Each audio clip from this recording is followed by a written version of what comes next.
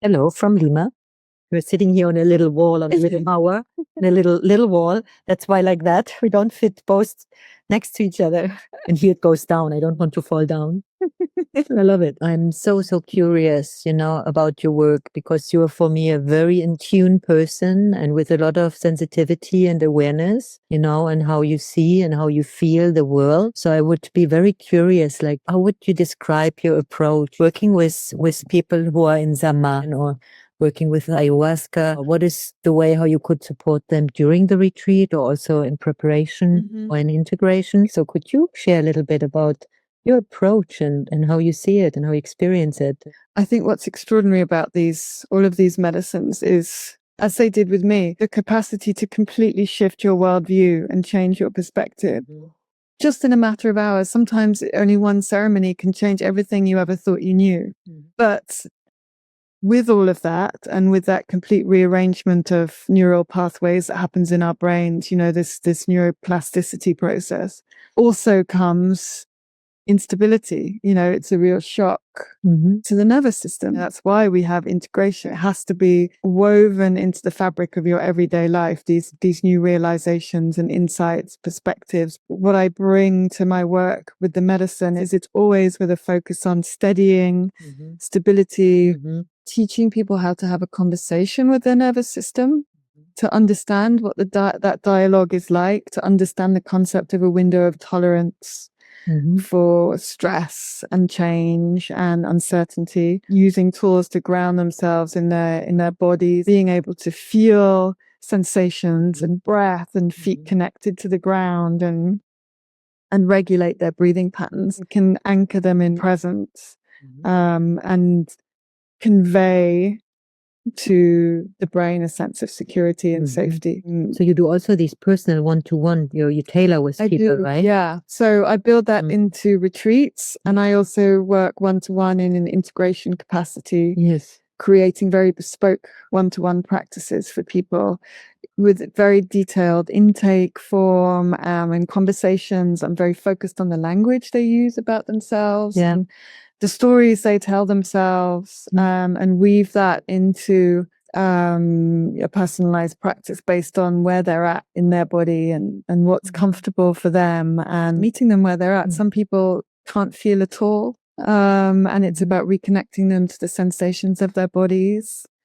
Other people are very restless and they find stopping and being still and being in the present very difficult. So the focus might be about kind of releasing some of that tension. A lot of people have breathing patterns that are dysregulated. Yeah. A lot of my focus is also around bringing awareness to breath. Yeah. And teaching techniques to kind of heal the breath cycle. Yeah. For me, with the breathing, it's often such a beautiful reflection how I'm in reciprocity, or how I'm in flow, how I'm in exchange, how I'm with receiving and giving.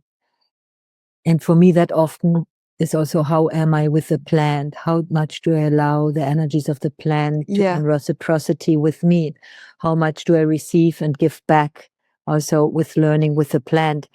Is there something for you present? What comes up for you? Like, did you ever experience something around that?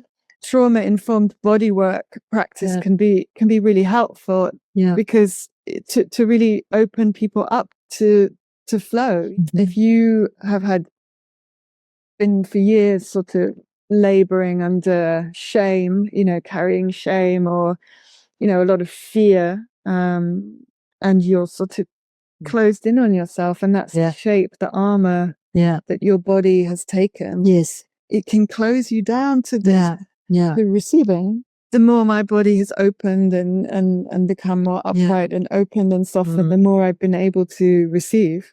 So I think that's, where the physiological and anatomical and spiritual interface. Yes. Yeah.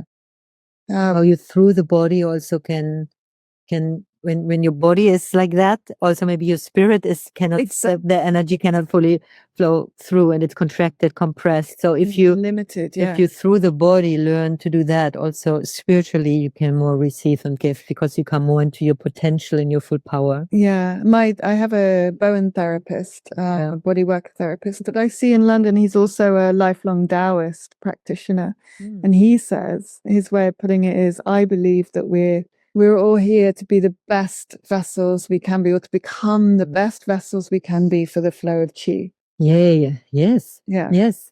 I like the way he puts it. And I for me, it's like, I call it life supportive energies, which it is also chi, Exactly, right? Where the plants help us to see and remember what it means to have the life supportive energies flowing through us. What for me, the way how my maestros work, and many Shipibo maestros work, where I'm listening to, is how they include the moon, the sun, the stars, the water, the different airs, the ground, the sky, and the wisdom from all these beings, all these consciousness, which creates the universe and creates us, and how we can learn to be fully open that all these life supportive energies, which are feeding the organism, nothing could be alive as it is without it, and how we get this channel again, and how we get connected to all that life supportive flow. So for me, there's these different teachings and different traditions. Yes, just different words or different naming, but it's about the same. So yeah. And then from a very practical point of view, not everyone has a daily practice of taking time to be with themselves, taking time to be still, or maybe and reflect, to contemplate, to be in presence. Yeah. Which takes, for some people, that takes time to be able to do that, just to be able to come into their body and be present, and that's okay.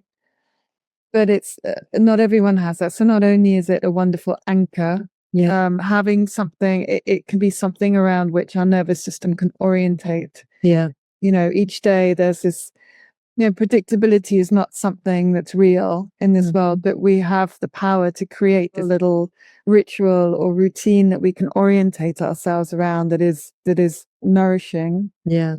And gives us the space to realign each day, to reflect, to realign, to, and I mean that physically, but also energetically and spiritually. Yeah. So building something in, and it doesn't always look the same for everyone. Yeah. But giving someone the taste of what that is like, to take back ownership, to take back responsibility, and take back the space to sit with the direction they're going and the choices they're making. I always do a kind of workshop with them before I record a practice for them, and sort of to give them an idea of what the plan I've created, the kind of language I'm using, walk them through it, so to say, like a rehearsal. And, always asking, how does that feel to you? Yeah.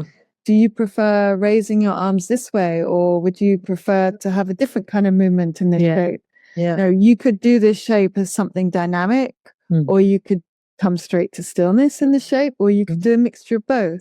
Yeah. You choose. And then so they have a stake in it. They're also crafting it. Yeah. Yeah. So it's a collaboration. I always offer some basic teachings if someone wants to teach them some Ikaro or some Shibibo word. But people usually start a little bit to sing, during the dieta, how to sing to the tree, how to evoke the energy in the tree from within you with some key codes, what the Shibibo maestros use to awake and bring certain energies in aliveness also in you, and how to give this energy focus with your own song, with your own words. Like I always encourage people to sing, when they get home, to continue the singing. If they're under the shower, if they wake up, or if they go to bed, or if they feel sad, just to sing to the plant, to invite this energy of the plant. If you tailor something with them, with your approach, how they also could, in between of the practices, how they could also sing a Ikaro, how they could call in some energies for the whole alignment and bringing the plant energy in, Absolutely. or bringing certain experiences or insight, what they felt on a somatic level into the integration as well. Definitely. I mean, you could definitely adapt the intake process Yes. to reflect what they experienced in their ceremonies. Like what are the biggest insights, gifts you received on a felt level, and how to integrate that in this practice or in this and the thing. intentions going forward. Yeah. Yeah.